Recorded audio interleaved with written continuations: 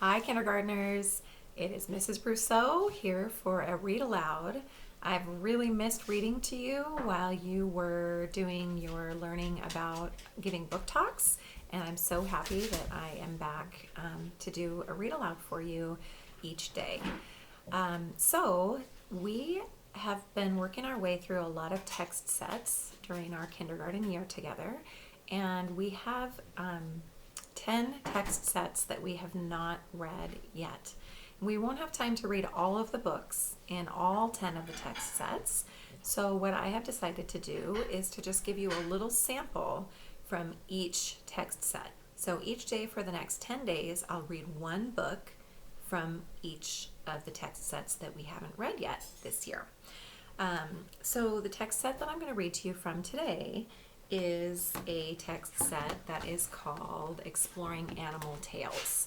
So all of the stories in this set are books that are folk tales, and they have animal characters in them. So you might remember back at the very beginning of the year in kindergarten, we already read some Little Red Hen books. And so I'm not going to read that one to you, but the Little Red Hen is one example of an animal folk tale.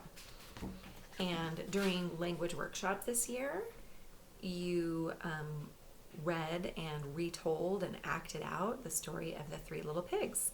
So this is another example of an animal folk tale, and I won't be reading that one to you because you've already had some experience with that one this year. And the Three Billy Goats Gruff. This is a different version, not the same one that you heard during language workshop, but it's another version of the Three Billy Goats Gruff. And so since you've already had some Three Billy Goats Gruff time this year, I decided not to choose that one. The one that I chose for you is the Three Bears. So you may have heard the story of the Three Bears or Goldilocks and the Three Bears, but this version is by Paul Galdone, and it may or may not be the same as versions that you have heard. So, The Three Bears by Paul Galdone. The Three Bears by Paul Galdone. So, Paul Galdone is the author and the illustrator of this book. He wrote the words and also made the pictures. Before we get started on this, you might have noticed that there were three little pigs. In the Three Little Pigs story, there were three Billy Goats Gruff, and in this book there are three bears. So oftentimes in these folktale books there are things that are in threes. So pay attention in this book. There are three bears, obviously, but there also are other things that come in threes. So just notice that as you're listening to the book. Once upon a time, there were three bears who lived together in a house of their own in the woods.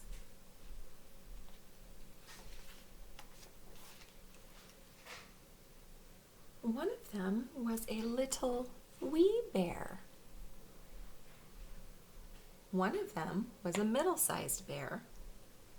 And the other was a great big bear. So I noticed that Paul made the words very small to talk about the smallest bear, the wee little bear. He made the words medium-sized for that middle-sized bear, and he made the words big for that big bear. And when an author does that, it tells the reader what to do with their voice. So I tried to do with my voice what Paul did with the words. They each had a bowl for their porridge. The little wee bear had a little wee bowl. The middle-sized bear had a middle-sized bowl. And the great big bear had a great big bowl. They each had a chair to sit in. The little wee bear had a little wee chair. The middle-sized bear had a middle-sized chair. And a great big bear had a great big chair. So remember I asked you to pay attention to those threes, the sets of threes? I see 3 spoons, and 3 bowls, and 3 chairs, and 3 books. Lots of threes. And they each had a bed to sleep in. The little wee bear had a little wee bed. The middle-sized bear had a middle-sized bed. And the great big bear had a great big bed. One morning, the 3 bears made porridge for breakfast and poured it into their bowls, but it was too hot to eat, so they decided to go for a walk in the woods until it cooled. While the 3 bears were walking, what do you think is going to happen? A little girl named Goldilocks came to their house. First, she looked in at the window, and then she peeked through the keyhole. Of course, there was nobody inside. Goldilocks turned the handle of the door. You think she should do that? No one is home at this house. She's not been invited in. The door was not locked because the 3 bears were trusting bears. They did no one any harm and never thought anyone would harm them. So Goldilocks opened the door and went right in. There was the porridge on the table. It smelled very, very good. Goldilocks didn't stop to think whose porridge it was. She went straight to it. Ooh, is that a good choice? She went straight to it, and what do you think she's going to do? First, she tasted the porridge of the great big bear, but it was too hot. Then she tasted the porridge of the middle-sized bear, but it was too cold. Then she tasted the porridge of the little wee bear. It was neither too hot nor too cold, but just right. Goldilocks liked it so much that she ate it all up. Then Goldilocks went into the parlor to see what else she could find. There were the 3 chairs. First she sat down in the chair of the great big bear, but it was too hard. Then she sat down in the chair of the middle-sized bear, but it was too soft. Then she sat down in the chair of the little wee bear. It was neither too hard nor too soft, but just right. Goldilocks liked it so much that she rocked and rocked until the bottom of the chair fell out and she went plump onto the floor. Goldilocks went into the bedroom where the 3 little bears slept. First, she lay down upon the bed of the great big bear, but it was too high for her. Then she lay down upon the bed of the middle-sized bear.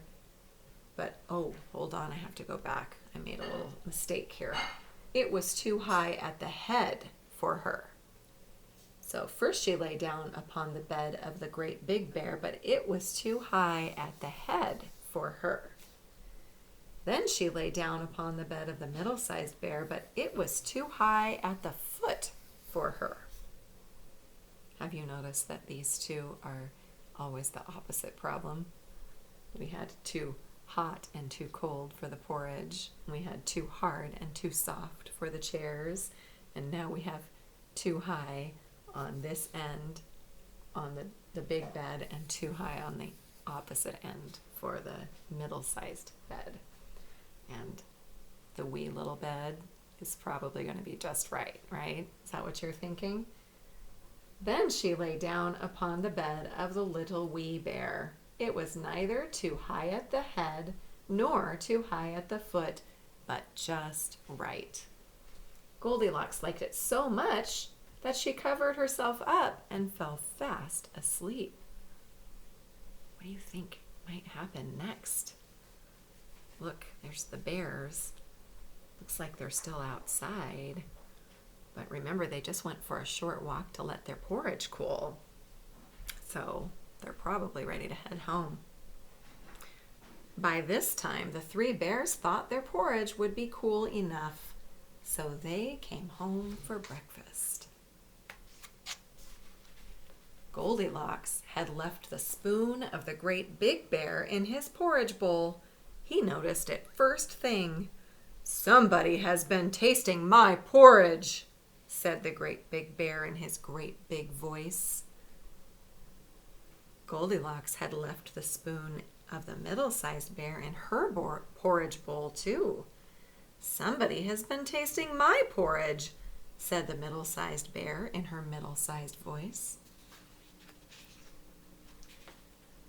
Then the wee little bear looked at his bowl. "Somebody has been tasting my porridge and has eaten it all up," cried the wee little bear in his wee little voice. The three bears went into the parlor. Remember what was in the parlor? Goldilocks had left the cushion crooked in the chair of the great big bear. He noticed it first thing. "Somebody has been sitting in my chair," said the great big bear in his great big voice. Goldilocks had squashed down the cushion in the chair of the middle-sized bear. "Somebody has been sitting in my chair," said the middle-sized bear in her middle-sized voice. Then the little wee bear looked at his chair. Remember what happened? "Somebody has been sitting in my chair and has sat right through it," cried the little wee bear in his little wee voice. The three bears went into the bedroom. Do you think Goldilocks is still there? Remember, she fell fast asleep in the wee little bear's bed? If she's still there, what do you think will happen? Let's see. Goldilocks had pulled the pillow of the great big bear out of place. He noticed it first thing. "Somebody has been lying in my bed," said the great big bear in his great big voice. Goldilocks had pulled the blanket of the middle-sized bear out of place. "Somebody has been lying in my bed," said the middle-sized bear in her middle-sized voice. Then the little wee bear looked at his bed. "Somebody has been lying in my bed, and here she is," cried the little wee bear in his little wee voice. Now, when I show you this picture, I want you to look at Goldilocks' face, and I want you to think about what she might do.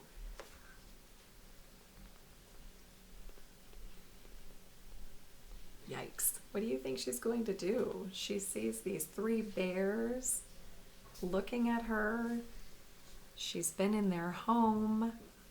She's eaten their porridge and sat in their chairs and even broke one of the chairs. And now she messed up two beds and she's sleeping in one. What would you do if you woke up to see this? This woke Goldilocks up at once. There were the three bears all staring at her.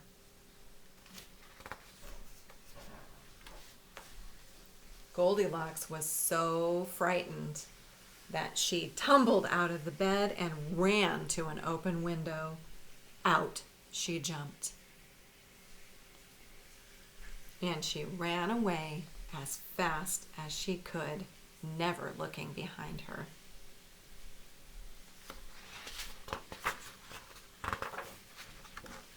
No one knows what happened to Goldilocks after that. As for the three bears, they never saw her again. So I want you to think for a moment about the bears, and I want you to think about what they might think of Goldilocks. What might their opinion be of Goldilocks, and why? Why might they think that? And after we finish up this video, I want you to go to your Write About Reading activity, and I'm going to ask you to respond to that question I just asked you about what the three bears think of Goldilocks. Okay? Thanks for listening to the story. I'll see you next time.